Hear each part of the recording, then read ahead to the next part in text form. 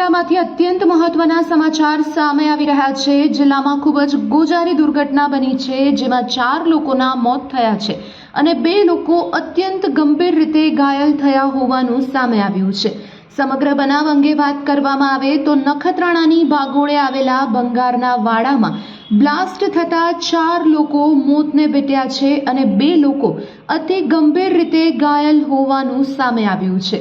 મળતી માહિતી મુજબ 2 ઘાયલ થયેલા લોકોને તાત્કાલિક સારવાર અર્થે નજીકની હોસ્પિટલ ખસેડવામાં આવ્યા છે, તો છોટા હાથીની ડીઝલ ટાંકીમાં બ્લાસ્ટ થવાના કારણે આ સમગ્ર ઘટના બની હતી।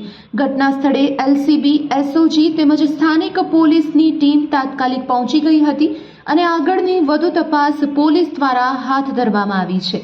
તો આ સમગ્ર ઘટનાને લઈને હાલ પોલીસ વધુ કાર્યવાહી કરી રહી છે।